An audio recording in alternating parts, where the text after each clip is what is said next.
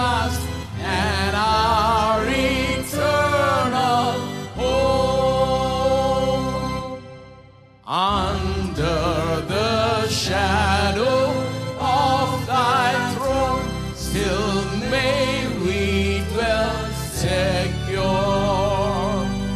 Sufficient is thy arm alone, and our defense is sure.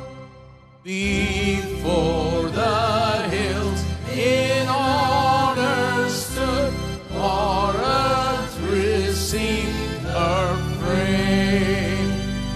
From everlasting thou art God, to endless years the same. 1,000 ages in thy sight are like an evening dawn, short as the watch that ends the light before the rising sun. Oh God, our help in ages past, our hope for years to come. Be thou our guide while life shall last, and our eternal home.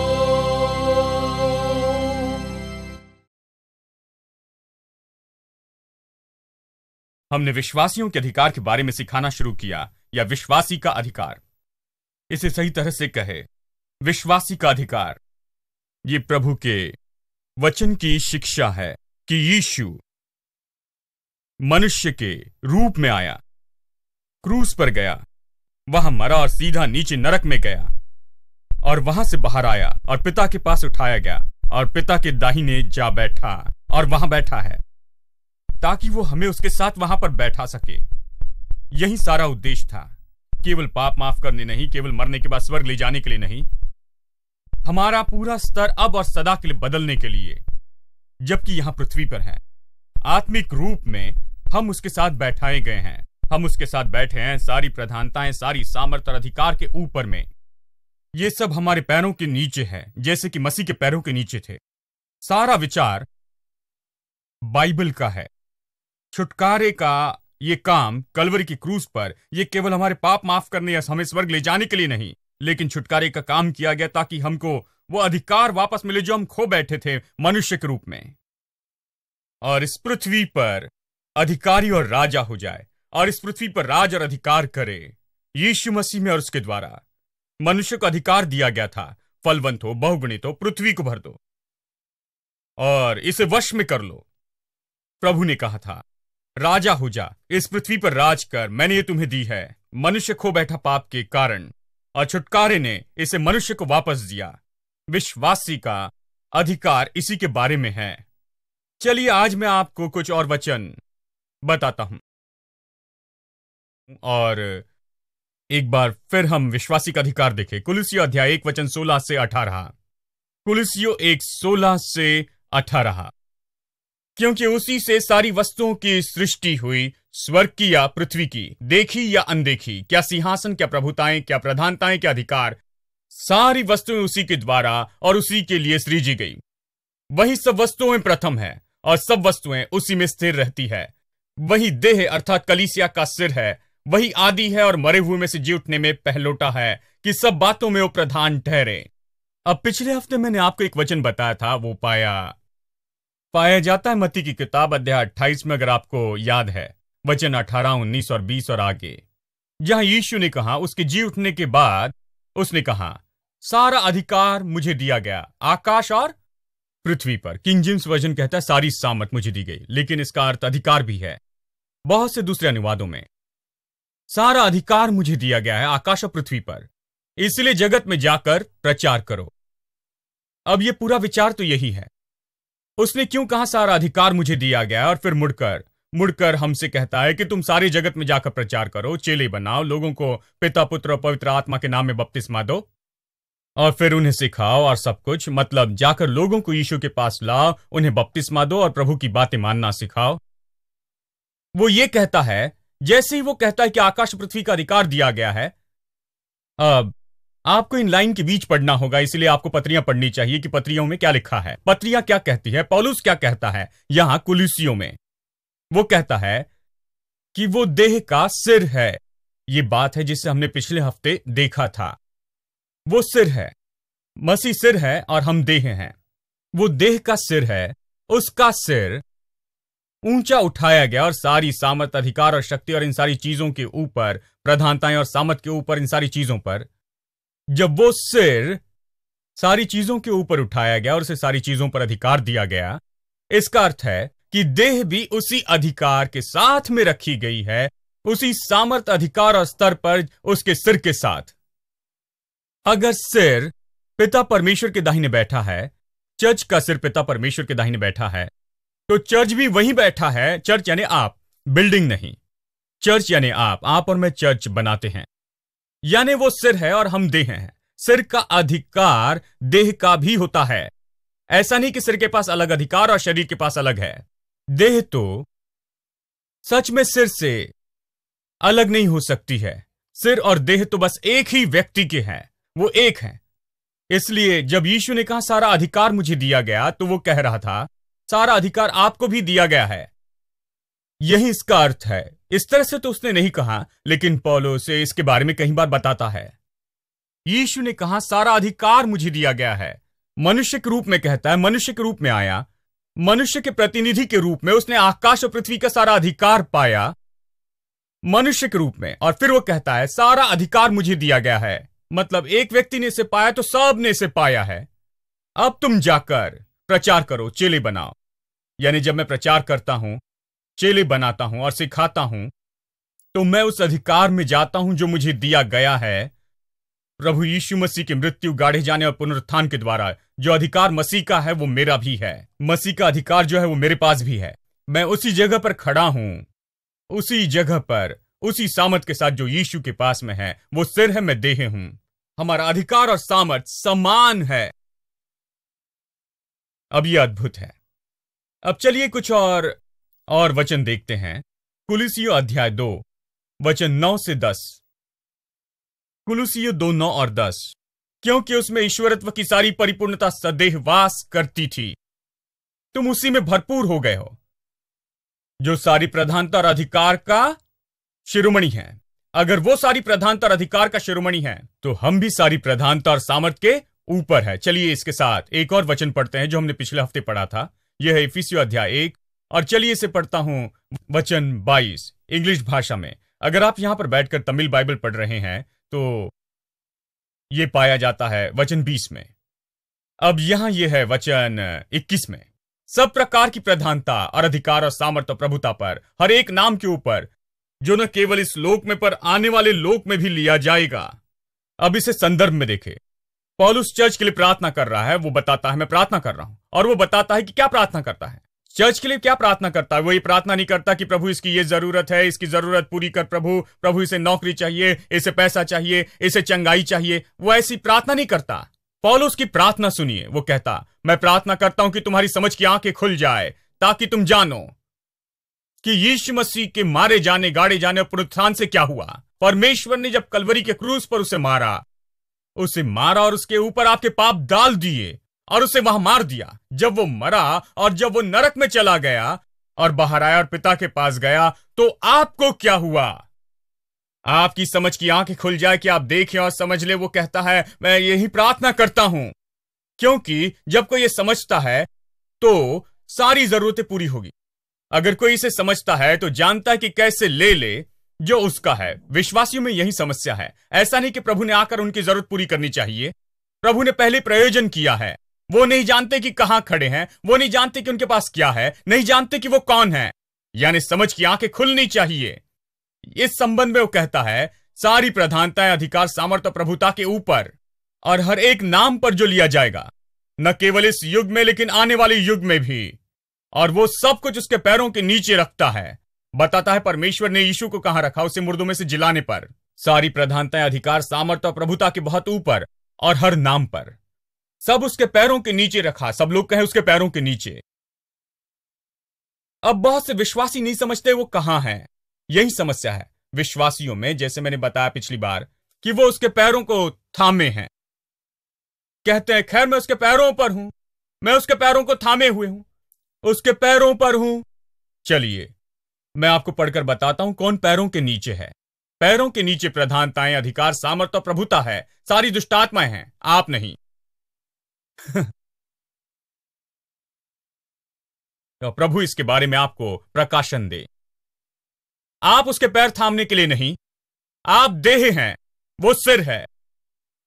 आपको उसके पैर नहीं थामने हैं। ये विचार अपने मन से निकाल दे। उसने सब उसके पैरों के नीचे रखकर उसे सिर बनाकर चर्च को दे दिया, जो उसकी देह है। यह उसकी परिपूर्णता है जो सब में सब कुछ करती है। अब एक बार फिर से यीशु सिर है और हम उसकी देह हैं। अगर हम देह हैं तो हमारे पैरों के नीचे सारी प्रधानताएं, अधिकार और सामर्थ और प्रभुता हैं। सब कुछ हमारे पैरों के नीचे है। कोई कहे ये मेरे पैरों के नीचे है। सारी सामर्थ, सारी शक्ति, सारा अधिकार, सब कुछ मेरे पैरों के नीचे है। मैं सबके ऊपर हूं। मैं मसीह के साथ में बैठा हूं, स्वर्गीय स्थानों में, इन सामर्थ के बहुत ऊपर। अब नीति वचन अध्याय 23 वचन 7 ये कहता है, मनुष्य जो सोचता है वो वैसे ही है। ये सच है चाहे इसकी बात हो। चर्च की समस्या यही है कि वो इसके बारे में बिल्कुल नहीं सोचते। विश्वासियों का अधिकार उसके लिए इतना अजीब है क्योंकि उनकी सोच बिल्कुल अलग होती है। जैसे मैंने कहा, उनकी सोच, जैसे मैंने कहा, यीशु के पैरों को थामे रहना, सिंहासन को थामना, द्वार पर भीख मांगना, ये सारी चीजें। लेकिन कभी इसके बारे में नहीं कि हम उसके साथ बैठे हैं, उसके साथ में राज और अधिकार करते हैं और सब कुछ आपके पैरों के नीचे है, कि आप देह के भागी हैं। सारी चीजें आपके पैरों के नीचे हैं, यानी आपके पैरों के नीचे हैं। अगर आप इसे पढ़े और फिर इफिसियों अध्याय 2 में जाए और वचन 6 पढ़े तो यह कहता है, हम उसके साथ उठाए गए हैं और हमें स्वर्गीय स्थान में साथ बैठाया गया है मसीह यीशु में। उसने केवल उसे उठाकर सारी प्रधानता, अधिकार और सामर्थ और प्रभुता के ऊपर ही नहीं रखा और सब उसके पैरों के नीचे रखा, उसके साथ ही हमें भी उठाया और हमें उसके साथ स्वर्गीय स्थानों में बैठाया है यीशु मसीह में। यानी चर्च को अपना मन नया बनाना होगा। इसलिए मैं मन के बारे में सिखा रहा हूं। जब तक कि मन नया न बने, हम अपने जीवन में प्रभु की योजना और उद्देश्य को कभी नहीं समझ सकते हैं, क्योंकि प्रभु की योजना पूरी होने के लिए, इसलिए रोमियो अध्याय 12 वचन 2 पर हम शाम को अध्ययन करते हैं। यह कहता है कि संसार के सदृश न बनो, अपने मन के नए हो जाने से बदल जाओ। क्यों? ताकि हम परमेश्वर की भली भांति और सिद्ध इच्छा को साबित कर सके। साबित का मतलब आप अपने जीवन में से प्रकट करें, इसे जाने, उपयोग करें प्रभु की भली भांति और सिद्ध इच्छा को। 3 इच्छा नहीं, लेकिन एक ही इच्छा है, भली भांति और सिद्ध इच्छा, यानी एक ही इच्छा के बारे में कहता है। प्रभु गड़बड़ी में नहीं, वो अलग व्यक्तित्व का नहीं, उसकी एक ही इच्छा है। वो एक इच्छा बताई गई है कि वो भली भांति और सिद्ध इच्छा है। आमीन। प्रभु के पास आपके जीवन के लिए भली भांति और सिद्ध इच्छा है। आप वो इच्छा कैसे पूरी करेंगे? केवल जब आपका मन नया बना होता है। क्यों? क्योंकि मनुष्य जो सोचता है वो वैसे ही है। आप जो सोचते हैं उससे अलग नहीं हो सकते हैं। आप प्रभु के पास आएंगे, संसार में जाएंगे, समस्याएं होगी, लोग होंगे, हर परिस्थिति जिसका सामना आप करते हैं, हर समस्या जिसका इस संसार में सामना करते हैं, आप सामना करेंगे मन के विचार के साथ। यही समस्या है। अगर आपका मन का विचार गलत है तो उस गलत मन के विचार से या गलत सोच से ही आप उस तक पहुंचेंगे। यानी जब व्यक्ति सही तरह से नहीं सोचता, जब उसके मन में गलत सोच चलती है, उसका मन प्रभु वचन से नया नहीं होता है, वो नहीं जानता है कि वो कहां है, वो नहीं जानता उसका अधिकार, वो नहीं जानता कि छुटकारे ने क्या किया, वो नहीं जानता कि वो मसीह यीशु के साथ बैठाया गया है। सारी प्रधानताएं, अधिकार, सामर्थ और प्रभुता उसके पैरों के नीचे है और उसके पास सामर्थ और अधिकार है। अगर वो इससे नहीं जानता तो जिन चुनौतियों का सामना वो करता है तो उसके साथ ऐसे ही व्यवहार करेगा। बहुत से विश्वासी ऐसे ही काम करते हैं। इसलिए प्रभु का उद्देश्य और योजना उनके जीवन में पूरी नहीं होती। क्यों? क्योंकि प्रभु ने उनके लिए सब कुछ किया, वो इसे नहीं समझते। वो अधिकार में नहीं चल सकते। वो सोचते हैं, देखिए विश्वासी लोगों की सबसे बड़ी गलती यही तो है, वो सोचते हैं कि प्रभु की इच्छा उनके जीवन में पूरी होगी क्योंकि प्रभु की इच्छा है। वो कहते हैं प्रभु की इच्छा जो भी हो भाई, वो प्रभु मेरे जीवन में पूरी करेगा। ठीक है, प्रभु चाहता है, लेकिन जब तक आप न चाहे, जब तक आप काम न करें, जब तक कि आप खड़े होकर न कहे और सबसे पहले प्रार्थना करें कि प्रभु की इच्छा इस पृथ्वी पर पूरी हो, मेरे जीवन में, मेरे परिवार में, मेरे चर्च में, मेरे कामों में, मैं जो भी करता हूं उसमें प्रभु की इच्छा पूरी हो, इस जीवन में, मेरे जीवन में, पृथ्वी पर जैसे स्वर्ग में पूरी होती है। आप निर्णय लेते हैं और जब आप वो करते हैं जो जरूरी है कि प्रभु की इच्छा आपके जीवन में पूरी हो जाए, प्रभु की योजना और उद्देश्य आपके जीवन में देखे जाएं। जब आप इसे नहीं करते तो नहीं होगा, जब आप इसे करेंगे तो जरूर होगा। यह इसलिए नहीं होगा क्योंकि प्रभु की इच्छा है, योजना और उद्देश्य है। यह सोचना गलत है कि यह प्रभु की इच्छा इसलिए पूरी होगी, यह प्रभु की इच्छा इसलिए पूरी होनी चाहिए। इसको पूरा होना आप पर आधारित है। जब तक आप प्रभु को न सुने, जब तक आप अपना मन न बदल दे, जब तक मन न बदल दे, जब तक कि नए विचार न करें, जब तक कि आप सामान्य आत्मिक सत्य को न समझे। देखिए, मैं सिखा रहा हूं वो कोई महान और बड़ी बातें नहीं जो केवल गहरे विश्वासियों को सिखाई जाती। ये बुनियादी सत्य हैं। जब तक आप ये बुनियादी मसीह सच्चाई को न जाने और जब तक इसमें न चलें, तब तक प्रभु की इच्छा, योजना और मनसा आपके जीवन में पूरी नहीं होगी। आपको विश्वासी का अधिकार समझना होगा, नहीं तो जानते हैं सब वहां होगा, लेकिन आप सच में उन चीजों की वास्तविकता में नहीं चल पाएंगे। तो चलिए विश्वासियों का अधिकार समझते हैं। विश्वासियों का अधिकार समझने के लिए आपको समझना होगा कि विश्वासियों के अधिकार में 3 महत्वपूर्ण बातें हैं। एक है कि अधिकार दिया जाना चाहिए। सब लोग कहें अधिकार दिया जाना चाहिए। अगर आपको किसी ने अधिकार नहीं दिया है तो हम चर्च में क्या कर रहे हैं? अच्छा है कि इधर से चले जाएं। अगर कोई अधिकार नहीं दिया गया है तो इसके बारे में चर्चा करना बेकार है। हम इसके बारे में बड़ी बात कर रहे हैं क्योंकि यह अधिकार हमें दिया गया है। यीशु ने कहा सारा अधिकार मुझे दिया गया। इसका अर्थ है कि हमें दिया गया है। वो सिर है, हम देह हैं। अगर कोई अधिकार नहीं दिया गया तो अच्छा है कि हम चले जाएं। अगर अधिकार दिया गया है तो यह गंभीर काम है। अच्छा होगा कि हम इस पर चर्चा करें। अच्छा होगा कि हम इसे समझ ले कि अधिकार किस बारे में है। उसने कहा सारे जगत में जाओ, मतलब आपको अधिकार दिया है। उसने कहा कि मुझे अधिकार दिया गया है। उसने कहा तुम जाओ जगत में, मतलब आपके पास अधिकार है। इसलिए जाना होगा, प्रचार करना होगा, बपतिस्मा देना होगा, इसलिए बीमारों को चंगा करना है, इसलिए काम करना है, क्योंकि अब मैं नहीं, आप हैं। अगर उसे सारा अधिकार दिया गया और वो स्वर्गीय स्थानों में बैठा है, मसीह यानी वो परमेश्वर के दाहिने जा बैठा है, तो हम यहां हैं उसके उद्देश्य को पृथ्वी पर आगे ले जाने के लिए। तो कहता जाओ, क्योंकि आपके पास अधिकार है। दूसरी बात है कि अधिकार स्वीकार करना चाहिए। उसे देना ही काफी नहीं है। अगर कोई दे रहा है तो किसी को लेना चाहिए। आपको लेना होगा, चाहे वो अधिकार कितना भी महान और बड़ा क्यों ना हो। हाँ, मतलब आपको महान अधिकार और सामर्थ्य दी जा सकती है। मतलब आपको किसी को किसी क्षेत्र में महान अधिकार दिया होगा, किसी ऑफिस में अधिकार। लेकिन अगर आप जाकर अपनी जिम्मेदारी को नहीं लेते हैं, अगर आप जाकर अपनी जगह नहीं लेते हैं, अगर आप इसे लेने से हिचकिचाते हैं, आपको जगह लेनी होगी, अपनी जगह बैठना होगा, आपको अपना काम करना होगा उस अधिकार के साथ जो आपको दिया गया है। ठीक है। तीसरी बात यह है, मैं इस पर जोर देना चाहता हूं, और वो ये है, जरूरी है कि वो दिया जाए और स्वीकार किया जाए, लेकिन साथ ही उपयोग किया जाए। यह काफी नहीं कि दिया जाए, यह काफी नहीं कि स्वीकार किया जाए, लेकिन उसका उपयोग करना जरूरी है। अगर उपयोग न करे तो कुछ भी नहीं होगा। आपको अधिकार का उपयोग करना है। अब सोचता हूं कि अधिकार के लिए सबसे अच्छा चित्र होगा पुलिस वाला। वो अधिकार का चित्र है, ठीक है। अब पुलिस वाले को देखिए, जब वो उनकी भर्ती करते हैं तो उन्हें लेते हैं जो लंबे हैं, जानते हैं, जो तगड़े हैं, अच्छे हैं।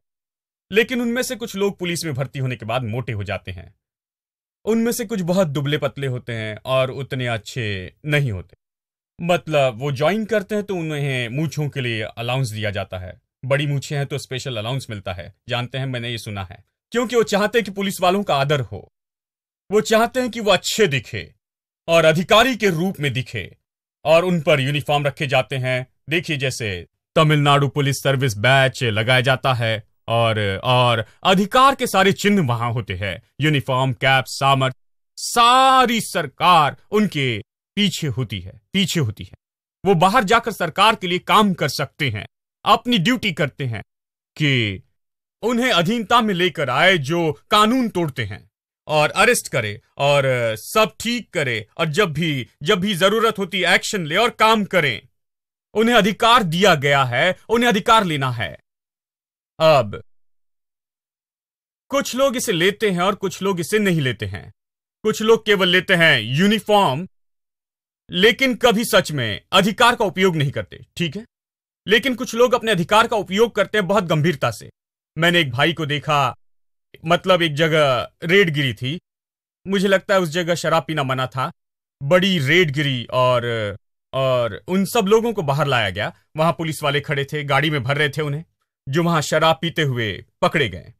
और एक आदमी था, मैं सोचता हूं कि वो बड़े परिवार का था और सोचता था कि वो बड़ा आदमी है, और पुलिस वाले से बहस करने लगा, कहने लगा तुम्हारे पास में ये अधिकार नहीं है, तुम्हें क्या पता, जानते हैं ये कानून में नहीं है। वो पुलिस वाले से कानून की बात कर रहा था और पुलिस अफसर अधिकारी व्यक्ति था, वो वहां खड़े होकर कुछ समय तक देखने लगा और उसे बोलने दिया। वो आदमी पूरा पिया हुआ था और अपने आपे से बाहर हुआ और बहुत चिल्लाने लगा, परेशानी में फंसने लगा। और पुलिस वाले ने कहा यहां पर आओ, और एक रक कर दी, सीधा उसके मुंह पर एक थप्पड़ मारी, और कांस्टेबल को बुलाकर कहा इसे वैन में डालो, क्योंकि यह कह रहा था पता है मैं कौन हूं, जानते हो मैं किन्हें जानता हूं, यह कानून नहीं है, तुम्हारे पास ये और वो करने का अधिकार नहीं है। और पुलिस वाले ने उसे बुलाकर कहा तुम्हारा मतलब क्या है, तुम्हारा मतलब क्या, मेरे पास अधिकार नहीं, ये लो मेरे पास अधिकार है। और उसे पुलिस वैन में डाल दिया और वो उसे वहां से ले गए। उसने कहा मेरी कार यहां है, कार की परवाह न करना, हमें कार की परवाह नहीं, पहले तुमसे निपटना है, जानते हैं। और उसके मुंह पर थप्पड़ मारने के बाद तब वो आदमी चिल्लाने लगा, चीखने लगा और डर गया कि अब वो मुझे मारेंगे। उस व्यक्ति ने अधिकार लिया, उसने अधिकार का उपयोग किया और उस परिस्थिति में जो शक्ति की जरूरत थी उसका उपयोग किया। उसने राह देखी और आदमी शांत नहीं हुआ तो उसने उसे मारा और दिखाया कि उसके पास अधिकार है। अब शायद आप कई बार अधिकारियों को देखें जो ऐसे आदमी से बात करने से डरते हैं।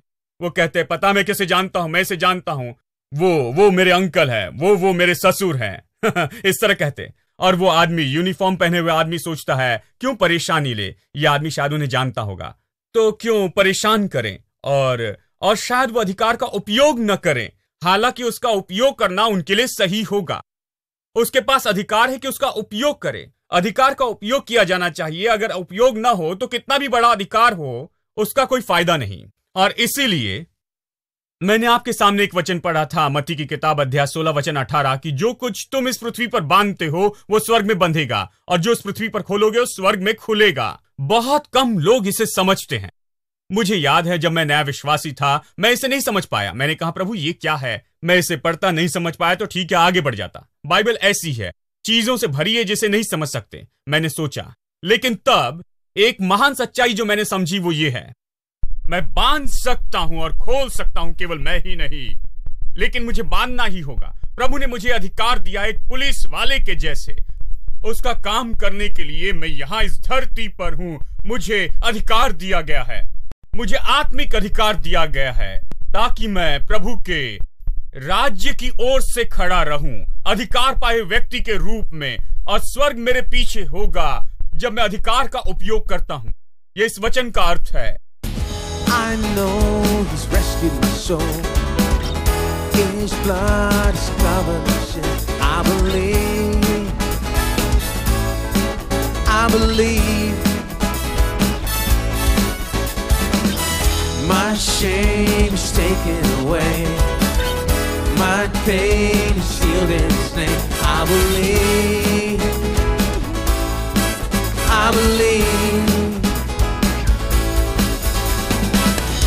I'll raise the banner.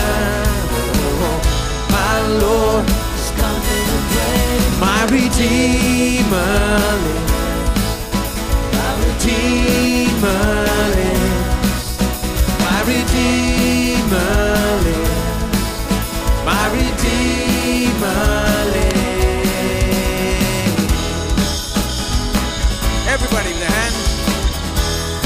your strength. I know He's rescued my soul. His blood has covered my sin. I believe. I believe. My shame is taken away. Has He done it for you? My pain is sealed in His name. I believe. I believe. I'll raise a banner. Oh, my Lord has conquered the grave. My Redeemer lives. My Redeemer lives. My Redeemer lives. My Redeemer. My Redeemer. My Redeemer lives. My Redeemer lives. My Redeemer. My Redeemer lives. You lift my burden. I'll rise with you. I'm dancing on this mountain top to see your kingdom come. My Redeemer lives. Everybody. My Redeemer lives. My Redeemer lives. My Redeemer lives.